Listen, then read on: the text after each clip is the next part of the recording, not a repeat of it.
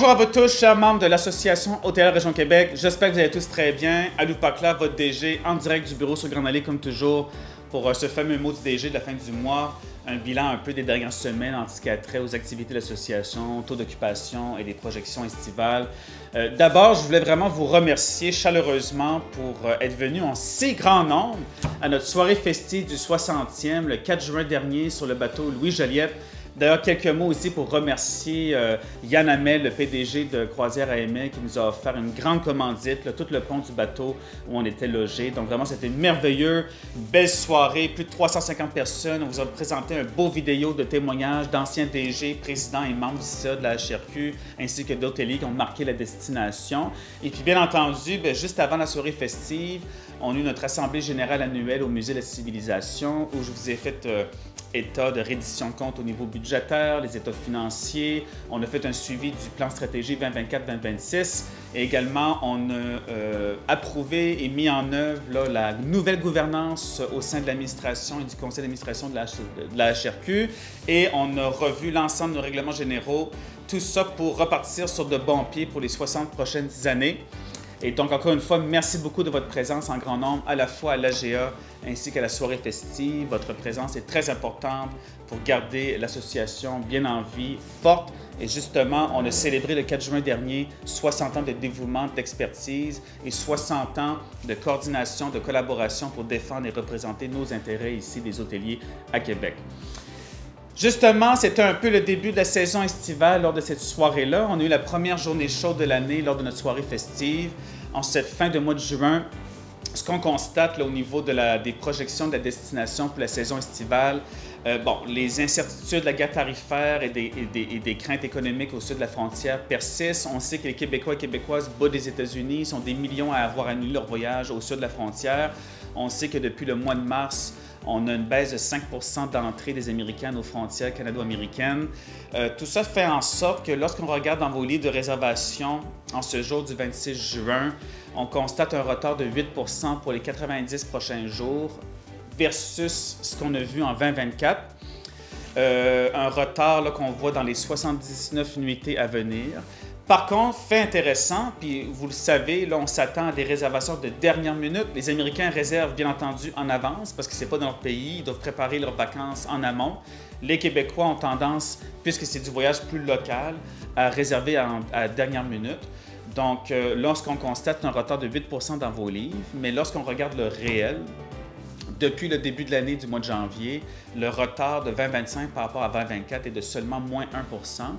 Et lorsqu'on regarde le retard du dernier mois, donc les dernières semaines du mois de juin, le retard réel dans les vrais chiffres, là, après que les gens aient été dans vos hôtels, c'est de moins 1 % également.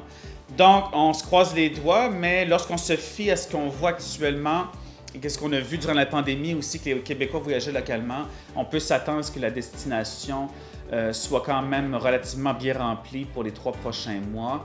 Rappelez-vous qu'en 2024, on a eu un taux d'occupation moyen pour la saison estivale de 70 %. Donc, les projections actuelles de l'Office de tourisme Destination Québec Cité demeurent les mêmes. Et lorsqu'on regarde le réel des derniers mois, on peut s'attendre à ce que ce soit le cas. Également, je voulais vous parler un peu du projet Rino. Donc, il y a plusieurs grands jalons de ce projet-là qui sont partis dernièrement. On a fait une campagne de recrutement auprès des jeunes universitaires, collégiens et au secondaire pour s'assurer de combler les postes vacants dans l'industrie touristique et hôtelière de la Ville de Québec. Également, on va partir bientôt le site Internet qui va être actif en ligne, ainsi qu'un portail de formation disponible gratuitement pour l'ensemble de vos établissements d'hébergement. Rappelez-vous que le projet Rino, l'objectif fondamental, c'est de vous venir en aide en ce qui a trait à la gestion et aux problématiques de gestion de ressources humaines.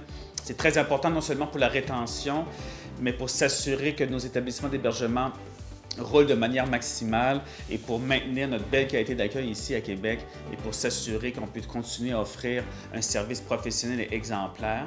Et puis finalement, on a aussi l'axe de diagnostic. Donc, on a 2 expertes ici du bureau, des experts en ressources humaines et en développement organisationnel qui ont visité une trentaine d'établissements d'hébergement pour établir avec vous des plans d'action puis évaluer un peu l'état de la gestion de vos ressources humaines puis vous donner des conseils. Semble-t-il que ça a été fort apprécié. Merci de votre participation pour tous ceux dont c'est le cas. Et finalement, Quelques mots sur les prochains événements. À la mi-août, nous allons répéter le webinaire qu'on a eu l'année passée, un webinaire sur les projections budgétaires pour vous aider à mettre en œuvre vos budgets respectifs 2025-2026. On va avoir plusieurs experts là, qui vont composer le panel. Et également, déjà, le 5 à 7 estival va être le 17 septembre prochain au Club E-Bar à l'hôtel Le Capitole. Merci à François Boucher, DG du Capitole et membre du CA de la HAQ de nous recevoir si généreusement pour remercier l'ensemble de l'écosystème pour tout le travail qui va avoir été effectué durant la saison estivale, c'est-à-dire pour bien recevoir les touristes. Et finalement, on est déjà en train de monter le prochain souper conférence qui va porter sur la gestion des revenus, comment maximiser vos revenus et comment assurer une bonne gestion des réservations ainsi que du taux d'occupation lorsque des grands événements arrivent à Québec. Et donc, on va avoir un conférencier de haut calibre, bien entendu, et quelques invités de marque fort surprenants.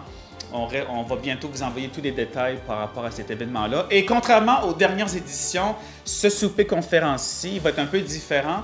Donc, la conférence va être avant le souper de 15h30 à 17h. Ensuite, le comité d'accueil, les discours et ensuite le souper de 19h à 21h. Donc, vous aurez un bon 2 heures pour réseauter et parler entre vous.